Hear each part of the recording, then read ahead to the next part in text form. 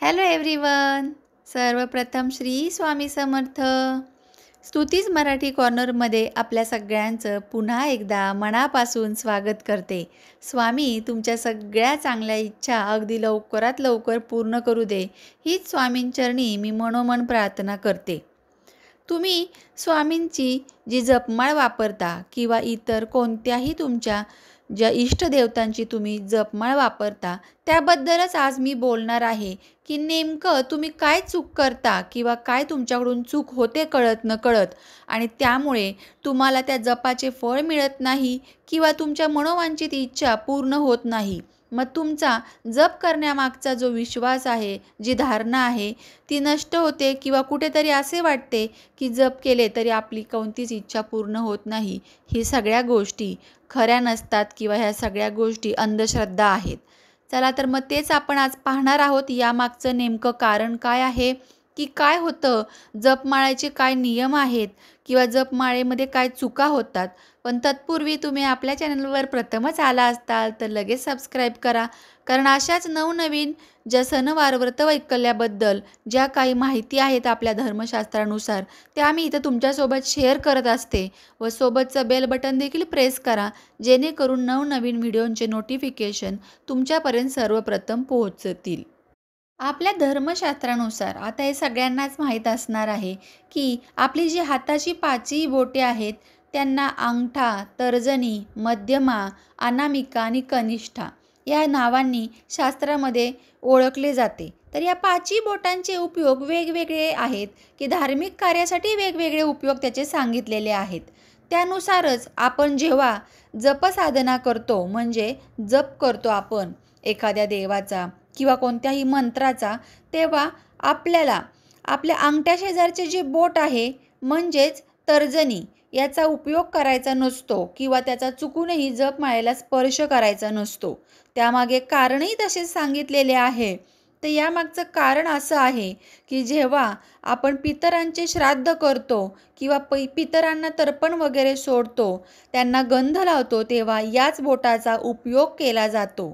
म्हणूनच या तर्जनी बोटाचा उपयोग आपल्याला आध्यात्मिक मार्गात आपली वाढ करायची असेल किंवा आपली प्रगती करायची आहे, जप आपल्याला साध्य करायची आहे, ती माळ सिद्ध करायची असेल जप करताना किंवा एखादा मंत्र म्हणताना, तर या बोटाचा उपयोग करायचा नाही आहे. तर तर्जनी बोटाऐवजी अनामिकेचा उपयोग आपल्याला केला पाहिजे असे शास्त्रामध्ये सांगितलेले आहे. आता किती जण मला सांगा, तुम्ही चुकून होतच असं आपण जप करायला बसतो आणि तर्जनी बोटाचा उपयोग करतो. विशेषतः आपण जेव्हा नवीन नवीन जपमाळ हातामध्ये घेतो तेव्हा या चुका होतात. तर आता करायचं काय आहे, आपल्याला अंगठा, अनामिका आणि मध्यमा या 3 बोटांनी जपमाळ करायची आहे आणि ती माळ या 3 बोटांमध्ये हातामध्ये धरायची आहे आपल्याला. करंगळीचा जर तिथं स्पर्श झाला तरी चालणार आहे. मधल्या बोटाने तुम्ही माळेचे मणी आपल्या बाजूला ओढायचे आहेत. आणि याशिवाय तुम्ही जेव्हा माळ जप करत असता त्यातील जो मेरुमणी आहे तो अत्यंत महत्त्वाची भूमिका सांगतो. त्यामुळेच मेरुमणी तुम्ही जेव्हा जप करत असता तेव्हा तो ओलांडायचा नसतो. तो सोडून बरोबर 108 मणी आहेत ना, हे तुम्ही जेव्हा जपमाळ खरेदी करता तेव्हा आठवणीने मोजून बघायचे आहेत, की 108 मणी आहेत का मेरुमणी सोडून. बरोबर 108 मण्यांची माळ तुम्ही खरेदी करायची आहे, कारण बऱ्याच जणांना ही गोष्ट माहीतच नसते व ते मेरुमणी देखील मोजतात. म्हणजे तो मेरुमणी मोजून 109 मणी होतात, पण काही जण मेरुमणी मोजून 108 मण्यांची माळ घेऊन येतात चुकून. कधी त्यामध्ये 108 मणी नसतात, तेव्हा ही घटना होते. म्हणूनच तुम्ही लक्षात घ्या. त्यामुळे होतं काय, की जप करताना त्याचे फळ तुम्हाला मिळत नाही. आणि आणखीन एक महत्त्वाची गोष्ट म्हणजे कधीकधी जपमाळेतील एखादा मणी चुकून फुटलेला असतो किंवा तो फुटतो. तर अशा वेळेस काय करायचं?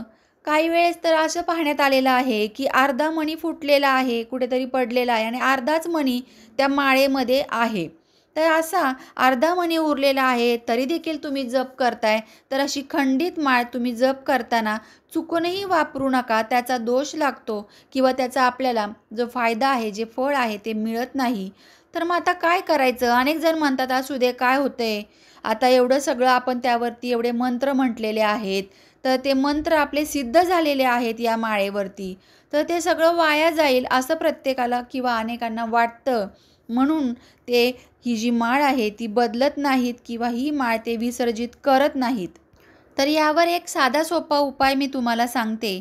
तुम्ही काय करायचं आहे, जी माळ तुम्ही वापरताय ती तुळशी माळ वापरायची आहे. तुम्ही शक्यतो तुळशीच्या माळेवरती जप करा. तुम्ही जर भगवान शंकराचे जे मंत्र आहेत किंवा भगवान शिवशंकराचा मंत्र म्हणत असताल, तर तुम्हाला रुद्राक्षाची माळ आवश्यक आहे. अन्यथा तुम्ही तुळशीच्या माळेवरती मंत्र म्हणू शकता किंवा नामस्मरण करू शकता. तर तुम्ही नवीन माळ घेऊन यायची आहे एक सरळ, किंवा जिथे बघा बऱ्याच वेळा ही माळ बनवणारे बसलेले असतात, तेव्हा त्यांच्याकडून तुम्ही 11 मणी विकत घ्यायचे आहेत. जर नाही दिले त्यांनी, तर सरळ माळ विकत घ्या. काही जास्त महाग नसते ही माळ.